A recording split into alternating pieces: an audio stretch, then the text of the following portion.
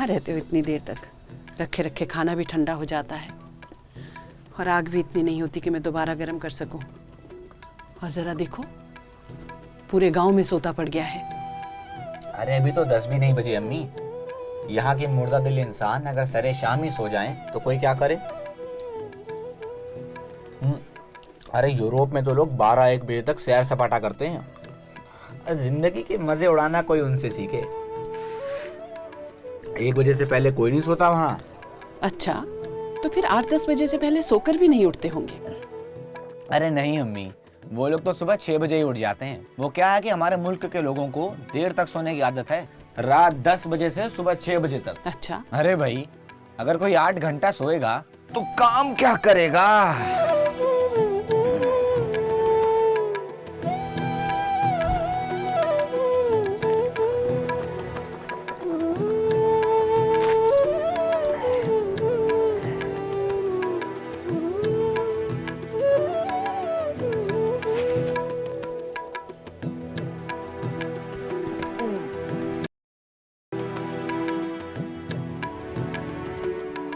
मैं तो तेरे दल के इन कायदों और बंदिशों को सुनकर उकता ही गई हूँ। ये मत खाओ, वो मत पहनो, शादी मत करो, और आज सोने पर भी पाबंदी। अरे अम्मी, तुम तो हमारे दल को लेकर नाहा की परेशान हो रही हो। अरे हमारे दल के लोग भी वही करते हैं जो आप और आपके सदस्य करते हैं। मुल्क की खिदमत, मुल्क की आजादी।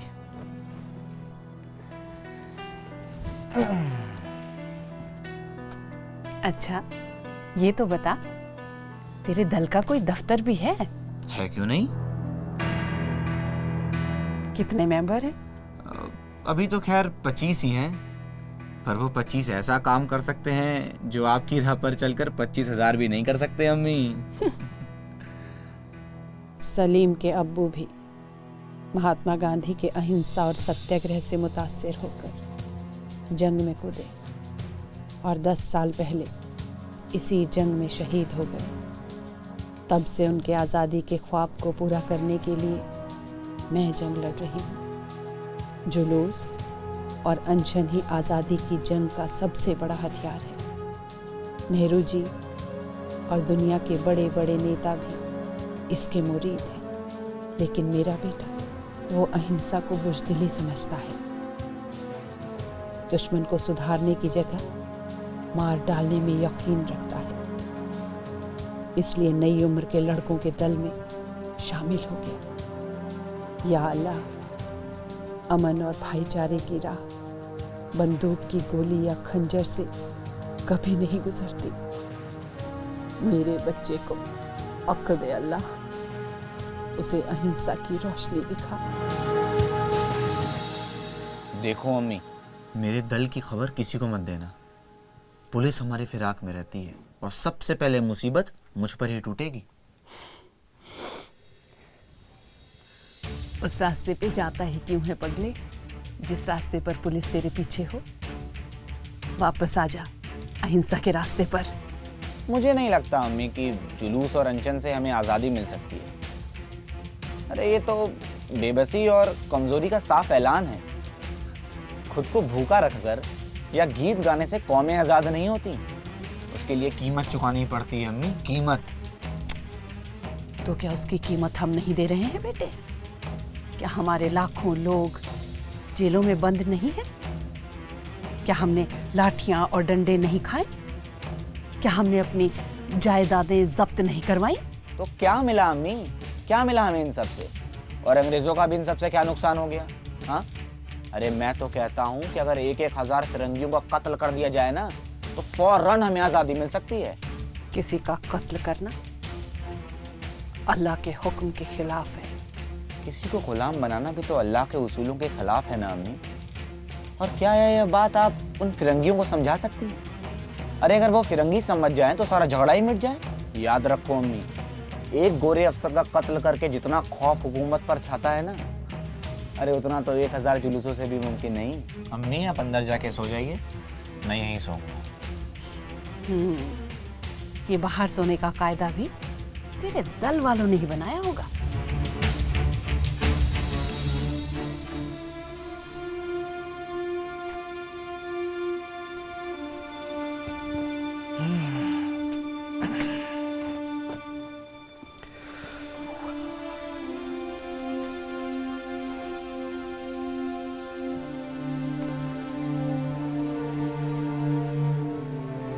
सलीम ने आजादी की जंग के लिए जो राह चुनी है वो मुझे जरा भी पसंद नहीं। हर लम्हा जिंदगी को खतरा, कभी किसी का कत्ल, किसी को यतीम तो किसी को बेवा बनाना।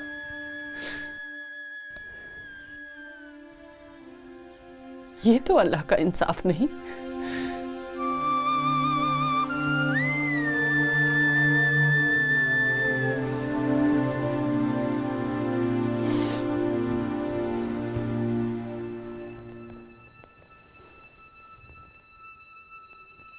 जब मेरे शौहर का इंतकाल हुआ तो सलीम सिर्फ 8 बरस का था और पिछले 10 सालों से मैं इसे अपने सीने से लगाकर मेहनत मजदूरी करके अपनी मजबूरी के दिन काट रही हूँ, इस ख्वाब के साथ कि सलीम कल को बड़ा होगा, 4 पैसे कमा कर लाएगा, उसकी शादी होगी, बहू घर आएगी, दोनों मेरी खिदमत करेंगे और मैं एक टुकड़ा रोटी का खा के हंसी खुशी बाकी बचे हुए जिंदगी के दिन काट लूंगी। मगर आरज़ुओं की पतली पतली तीलियों से जो मैंने कश्ती बनाई थी, आज वो जिंदगी के दरिया में हिचकोले खा रही है।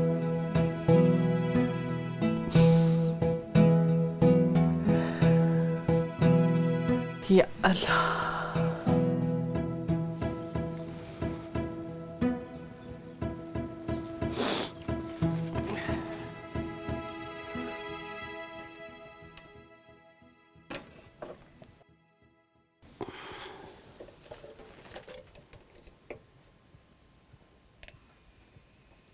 सलीम नादान है। वो समझता है कि अंग्रेज़ों का कत्ल करके हमें आज़ादी हासिल हो जाएगी, लेकिन उसे समझना चाहिए कि हम फिरंगियों के दुश्मन नहीं हैं। हम तो हुकूमती निज़ाम के मुखलिफ हैं, जिसमें गरीब रियाया जुल्म व सितम का निशाना बन रही है। अगर ये निज़ाम हुकूमत हम वतनों के हाथ भी होती तो भी हम उसकी मुखालफत ही करते, क्योंकि हमारे देश को किसी ऐसे हुकूमती निज़ाम की ज़रूरत नहीं है जिसका एक ओहदेदार हज़ारों लोगों का हिस्सा खा जाता हो। अमीर लोग मज़े करें और गरीब दाने दाने को मोहताज बना रहे।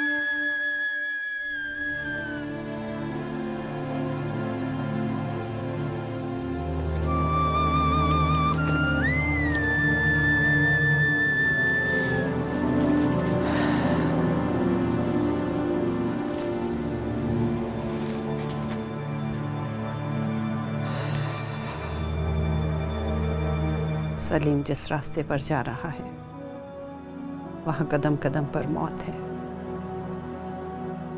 और वही तो मेरा एक सहारा है। तो फिर अपने सहारे की हिफाजत करने के लिए मुझे उसके दल में शामिल हो जाना चाहिए। या अल्लाह,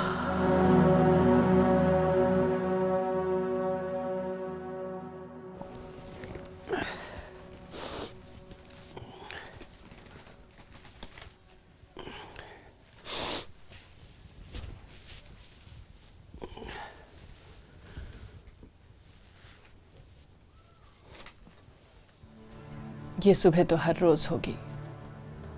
मुझे तो उस दिन का इंतजार है जब आज़ादी की सुबह होगी, सलीम के अब्बू और पूरे हिंदुस्तानियों का ख्वाब पूरा होगा।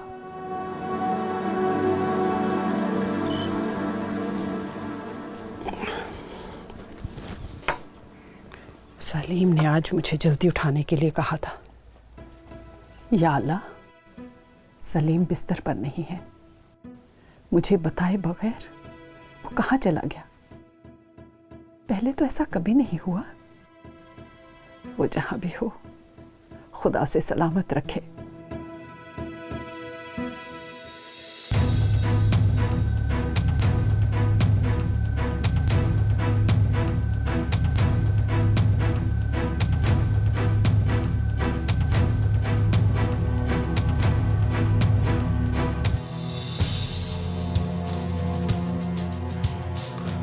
आओ सलीम आओ।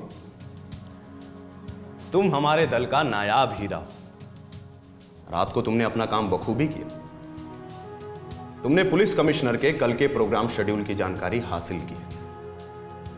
तो अब कत्ल भी तुम्ही को करना होगा। मैं आपका भरोसा कभी टूटने नहीं दूंगा।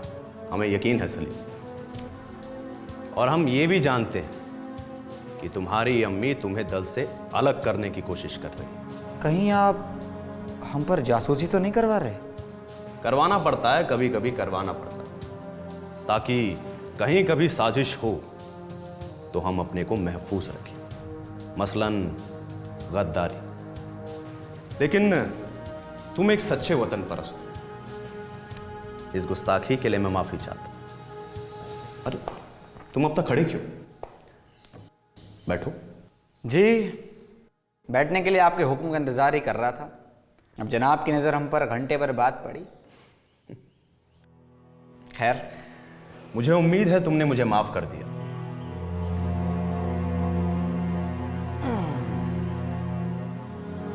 सच कहूं, पहले तो मन में आपके लिए बड़ा गुस्सा आया, लेकिन आपके सब्र ने मेरा सारा गुस्सा काफूर कर दिया। खुदा का शुक्र है तुम्हारा गुस्सा ठंडा हो गया, लेकिन अब तुम्हारे निशाने पर पुलिस कमिश्नर के अलावा और कोई नहीं होना चाहिए। शाम के वक्त आप फिक्र मत करें, पुलिस कमिश्नर कल का सूरज नहीं देख पाएगा।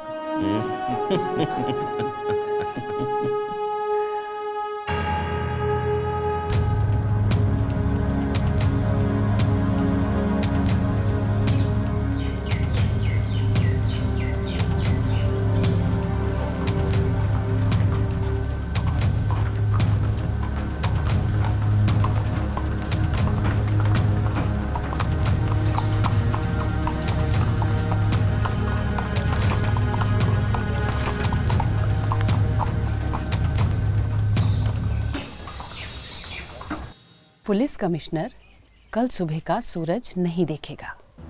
ये तो कैसी दीवानों जैसी बातें कर रहा है। ये सच है अम्मी, इस बात में जरा भी मजाक नहीं। लेकिन पुलिस कमिश्नर ने किसी का क्या बिगाड़ा? उनके जिम्मे तो हमारी और शहर की हिफाजत करना है। तो फिर तेरे दल वालों ने उनकी मौत का परवाना क्यों निकाला? अरे अम्मी, आपको क्या लगता है ये कांस्टेबल, वो सब इंस्पेक्टर, वो सुपरिटेंडेंट क्या अपनी मर्जी से हम पर जुल्म करते हैं? नहीं अम्मी, नहीं। इन सब का जिम्मेदार वो कमिश्नर ही है।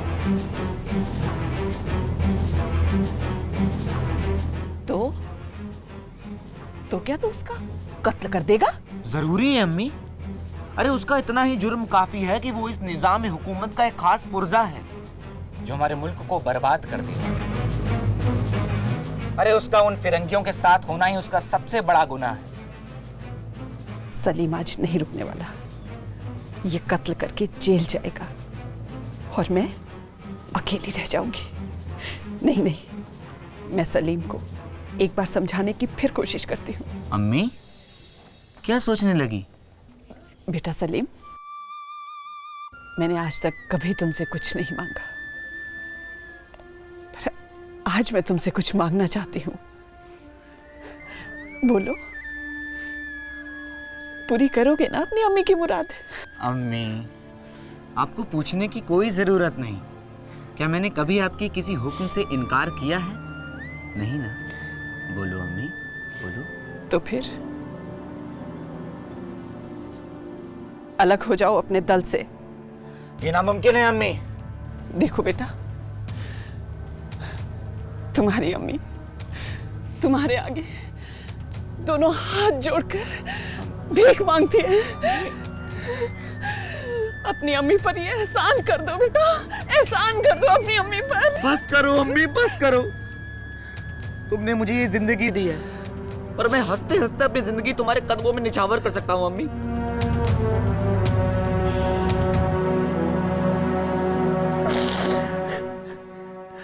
लेकिन अम्मी,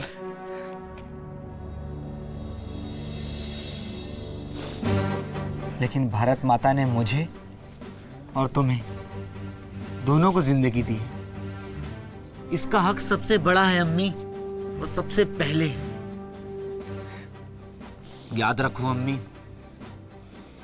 अगर अपने मुल्क की हिफाजत में मुझे तुम्हारी जान भी लेनी पड़ी तो ये हाथ नहीं कांपेंगे। इसलिए मेरा मेरे दल से अलग होने का सवाल ही नहीं उठता। अच्छी बात है सलीम, तुम मत छोड़ो, पर मुझे अपने दल में शामिल कर लो। अचानक से आपके मन में इतना बदलाव अम्मी? वैसे आपका मशवरा बड़ा बेहतरीन है। कहीं आप मुझसे दिल लगी तो नहीं कर रही? ना ना, दिल लगी नहीं मेरे बच्चे, दिल से कह रही हूँ। अरे अगर आप हमारे दल में आ जाओ तो फिर क्या कहने। वैसे भी हमारे दल के लोग कच्ची रोटियां खा खा कर बीमार हो गए, उन्हें ढंग का खाना मिल जाएगा। और ऐसे कितने ही काम हैं जो आप कर सकती हैं आसानी से। अच्छा, कौन से काम? मसलन किसी मामले का सुराग लगाना, हाँ, हमारे नजरियात को मुश्तहिर करना, हाँ। तो फिर ठीक है सलीम, मैं आज से, अभी से तेरे दल में शरीक होती हूँ। लेकिन अम्मी, पहले आपको तो दफ्तर चलना पड़ेगा, वहां पे आपको कसम लेनी होगी, फिर अम्मी आपको। वो सब बाद में, पहले आज का तेरा मिशन, पुलिस कमिश्नर का कत्ल। हाँ, अच्छा याद दिलाया। फिर बहुत से इंतजाम करने हैं मुझे उसके लिए। मैं तेरी मदद करूंगी। सच अम्मी? तुम दुनिया की सबसे अच्छी अम्मी हो।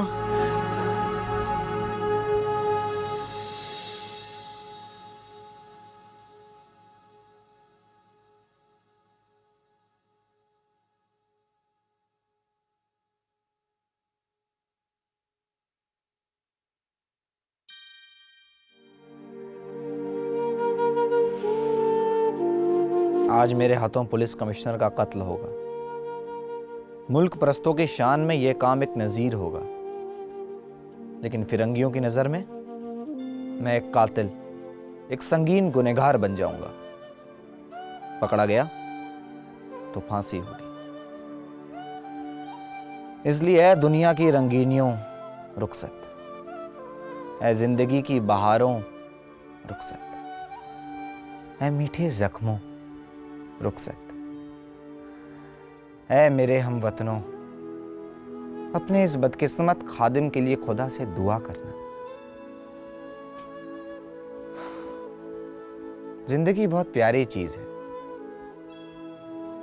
इसका आज तजुर्बा है। आह, बड़ी दुख दर्द की नश्तर, वही हसरतें और मायूसियां जिन्होंने जिंदगी को कड़वा बना रखा था, आज जीवन की सबसे बड़ी पूंजी है। सुबह की सुनहरी किरणों की बारिश, वो शाम की रंगीन हवाएं, वो गली कूचे, वो दरो दीवार शायद फिर देखने ना मिले।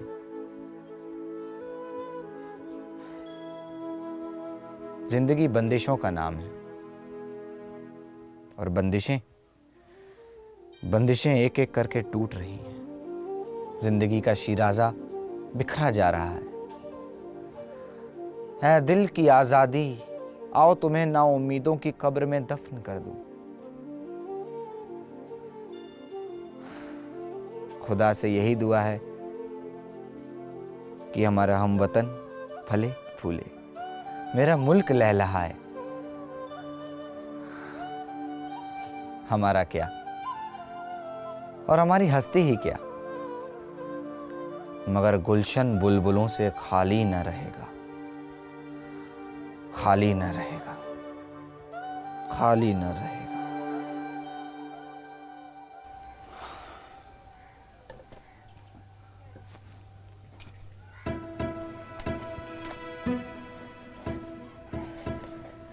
अब वक्त हो गया है अम्मी, मैं जा रहा हूं। जा, लेकिन अकेले नहीं, मुझे भी अपने साथ ले चल। क्या तुम मेरे साथ नहीं चल सकती? क्यों? जब तुम मेरे साथ जुलूस और अनशन में जाते थे, मैंने तो कभी इनकार नहीं किया। तो फिर आज मुझे अपने साथ ले जाने में इनकार की वजह? वजह दल के कायदे और कानून अम्मी, वो तुम्हें ले जाने की इजाजत नहीं देते। और वैसे भी तुम्हें साथ ले जाने में फायदा ही क्या? मैं तेरी अम्मी हूं बेटा, और माँ का दिल कितना नाजुक होता है इसका तो तू अंदाजा भी नहीं लगा सकता। और इतने बड़े खतरे में तुझे मैं अकेला नहीं छोड़ सकती। अम्मी, तुम नहा की जिद कर रही हो। इसमें जिद जैसी कोई बात नहीं बेटे। जब तक मैं तुम्हारे बारे में कुछ नहीं जानती थी तो बात अलग थी, लेकिन अब सब कुछ जान लेने के बाद मैं तुम्हें अकेले नहीं छोड़ सकती। मैं हर वक्त तुम्हारे साथ तुम्हारा साया बनकर रहूंगी, और अगर कभी ऐसा मौका आया तो मैं तुमसे पहले अपने आप को कुर्बान कर दूंगी। अम्मी, ये मत समझ सलीम कि मैं नाजुक मौकों पर डर जाऊंगी, हरगिज़ भी नहीं। सख्त से सख्त खतरों के सामने भी तुम मेरे मुंह से चीख तक नहीं सुनोगे। और अपने बेटे के लिए तो एक बकरी भी शेरनी हो जाती है। अम्मी, मुझ में इतनी हिम्मत नहीं रही कि मैं तुम्हें अपने साथ ले जाने से इनकार कर सकूं। लेकिन कहीं तुम मेरे काम में कोई दीवार तो नहीं खड़ी करोगी? ना, मेरा यकीन कर मेरे बच्चे। चलो चलो अम्मी। अम्मी, कमिश्नर रोज इसी वक्त बग्गी में बैठकर क्लब जाता है, लेकिन आज वो क्लब नहीं, सीधा जहन्नुम जाएगा, जहन्नुम। कमिश्नर जहन्नुम में और मेरा बेटा फांसी पर। नहीं नहीं, मैं अपने सलीम को कातिल के शक्ल में फांसी पर लटकता हुआ नहीं देख सकती। अम्मी, अम्मी, अम्मी, कमिश्नर बग्गी में बैठ गया है, बस चलने ही वाला है।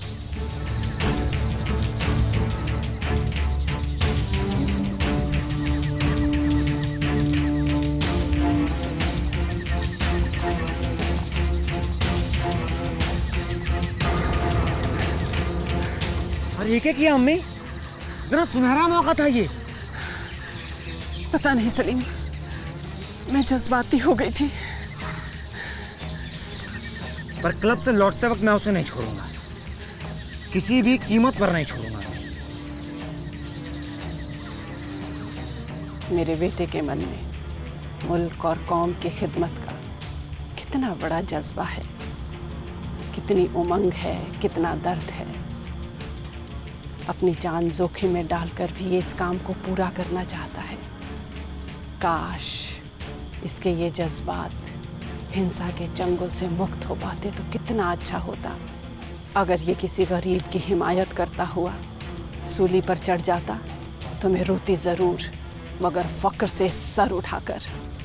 लेकिन अगर किसी का कत्ल करता है और कातिल बन जाता है तो मैं इस दाग को नहीं धो पाऊंगी। मुझे कुछ करना होगा, इसे रोकना होगा, चाहे इसमें मेरी जान ही क्यों ना चली जाए।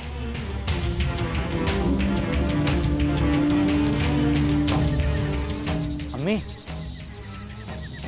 कमिश्नर की बग्गी वापस आ रही है। बग्गी वापस आ रही है अम्मी। और अब की बार मेरे काम में कोई खलल मत करना।